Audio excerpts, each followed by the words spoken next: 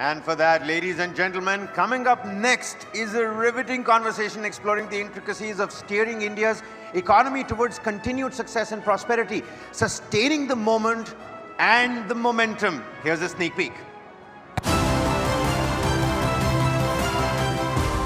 FII's BFF, MDB's poster child, bond indices' newfound love. Across the world, there is just one shining example of sustained growth: India. As India cherishes this long overdue glory, how does it prepare for the momentum to continue unabated? Sustaining the moment and the momentum with Chairman of Maruti Suzuki, R.C. Bhargava. Let's welcome R.C. Bhargava. Ladies and gentlemen, please put your hands together. Maruti Suzuki's Chairman R.C. Bhargava, ladies and gentlemen, on the podium. And he's Very joined warm by, welcome, sir. and he'll be joined by TV9 Network's Rakesh Khar and Sudha Sananan to conduct this session. And while he takes his seat, just before his session, I was told, in the world of automobile industry, you don't CC, you RC. That is the significance of his legacy in the automobile sector in India. Over to you, Rakesh and Sudha.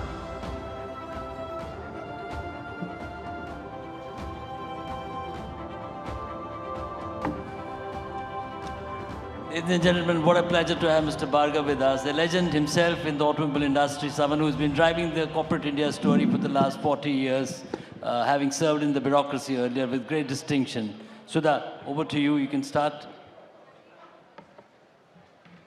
Yeah.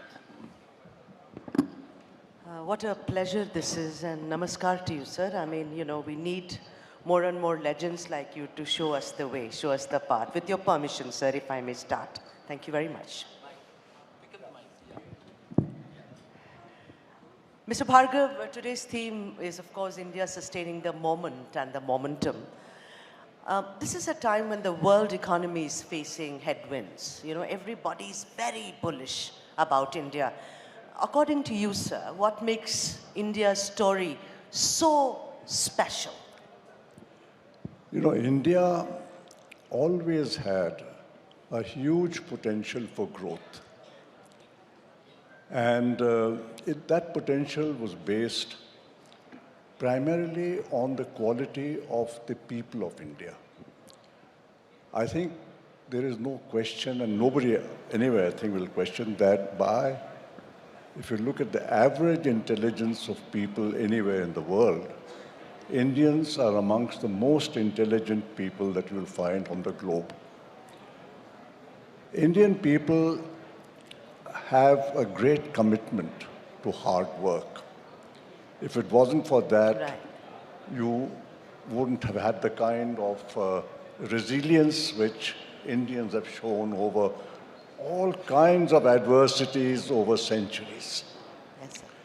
And if you combine intelligence with hard work, with the fact that God has endowed us with very fertile land, with a climate which permits you to grow 3 crops a year, which very few countries in the world have. We have all the ingredients for a rapid economic growth. Right. Unfortunately, it didn't happen for a long time. But why the world has become very bullish now is because over the last 10 years, the whole system has changed. And now people find that there are really no fetters on them for growing to the full potential. Mr. Bhargava, you know, obviously the last decade has been a decade of momentum, and we're all, you know, so cognizant of it. But for India to truly be Viksit Bharat and that $30 trillion target that all of us aspire to meet, you know, it will take about 9 to 10% growth sustained over the next at least decade or more. Are we ready for that? It's good to have that, you know, aspiration and that, you know, dream to go to $30 trillion, but we haven't grown at that pace. The world hasn't grown at that pace. And how do we, you know, actually make it happen? Especially when manufacturing, which leads the global agenda in growth, is not the strongest point. Of course, there is an exception like Maruti, which you showcase. You know, Rakesh, we have to get rid of a lot of baggage which we have accumulated over 60 years. And that is taking time. And that baggage is in terms not only of the entire systems of laws and regulations and practices, it's the way we have trained our bureaucracy to function, it's the way we've trained a lot of people in this country to think of how business should be done. And we are no longer able to say, at least even now, I think, that business people think more about... Sir, may I request you to hold think more about their company's growth, and they think more about the fact that they need to find ways in which they can accumulate wealth for themselves. Because for a lot of decades, growth was not possible, taxation were very high, and people therefore optimized that by saying, why worry about the company growth? Let the company be at a certain level. We will accumulate our wealth. I think that attitudes have to change.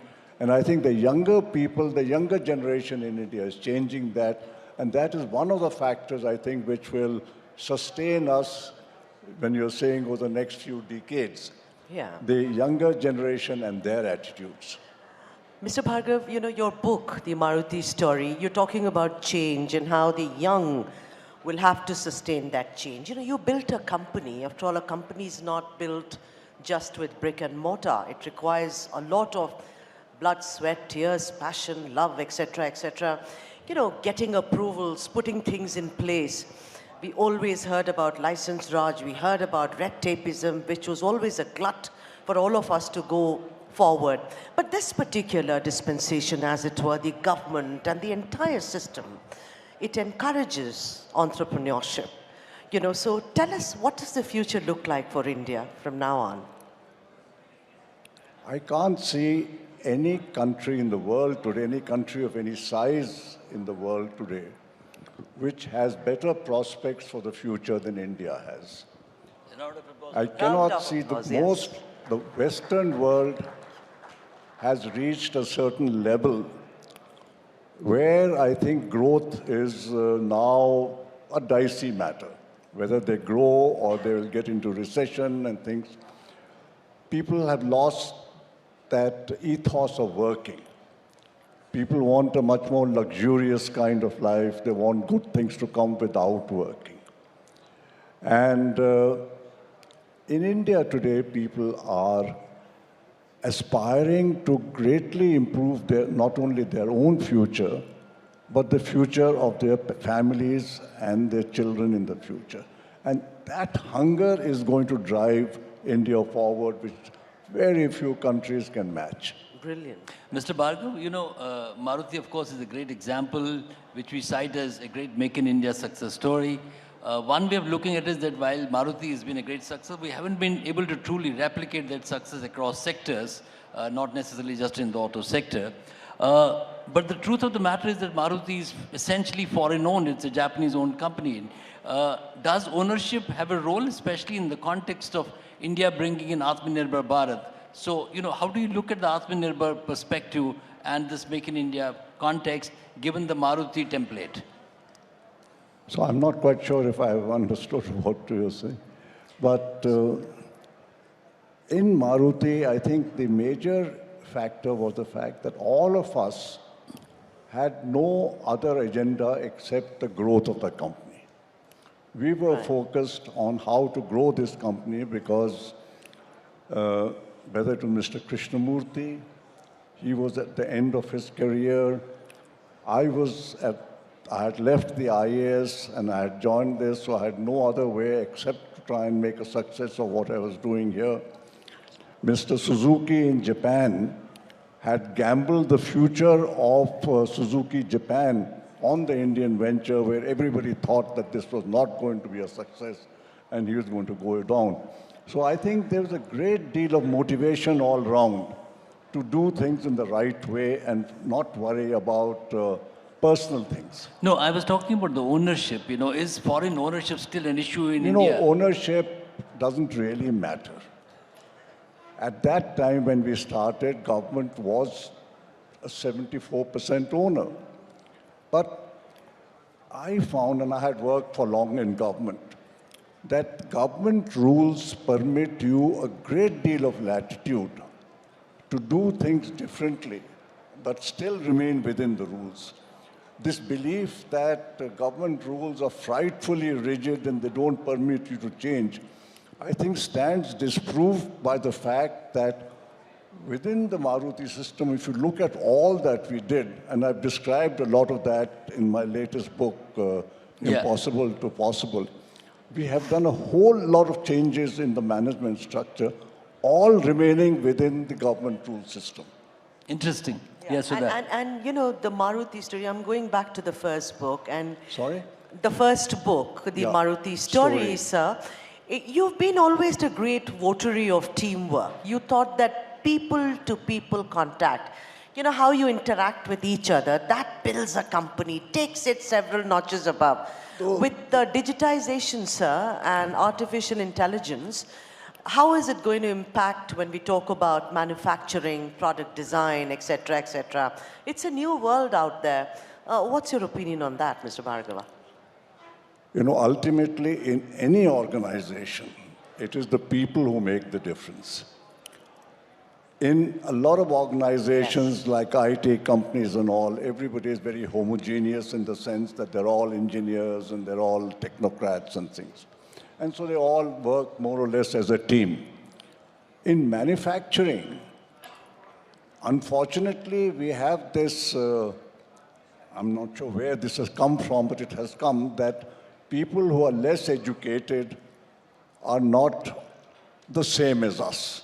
And we have a kind of superiority complex that if we are better educated, we have all the know-how, and the people who are less educated do not have that kind of know-how. It's totally wrong. Actually, the workers in a factory, and they are about 70% of the total employees, have as much interest in or motivation, if they are motivated correctly, to improve the factory, and they have the capability of doing this because by virtue of the experience which they get by working on the shop floor. The challenge for management or people who are in the higher positions is to respect people as people and to recognize that these people also have the same aspirations as we have. They also want to get a better life for themselves and their children. And if you create conditions where they can see that happening, they will work with full devotion to the company. Yeah, that's the work integrity that we are talking about, which is extremely important to the success of the India growth story. Mr. Bhargav, there is by and large broad consensus on the economic reforms in this country. Post-liberalization, there is a direction and a trajectory which stays the course. But there is a strong section in the political class which still sees capital with a sense of suspicion. And you have constantly been arguing in favor of, investing faith in wealth creators as the potentially only viable, durable solution to improve equitable growth in this country. So how does one deal with the level of, distrust in corporate world yet in this country? Rakesh, somehow I'm able to follow her better than I can follow you. Maybe the mic is faulty, sir. Could be, na? Yeah. No, Mr. Bhargav, let me just, speak a little slowly. I was saying that we've come a long way and there is political consensus on economic reforms and there is a broad trajectory when it comes to the growth story. But there is still a large section in the political class which feels, even in the, which feels that the capital has not to be trusted with the same amount of, there is suspicion around capital. Private sector investments are seen as with some amount of suspicion. And you have been arguing for greater trust of faith in wealth creators. And you've been arguing, saying that that is the only way to build equitable growth in this country. So how does one solve this challenge that is coming across to the corporate world in India? See, Rakesh, we have, even when we started our development in 1950, The logic behind the system of central planning and all was that we were a resource-scarce country. That hasn't changed that much. We are still, as you're saying, the private sector is short of resources to invest.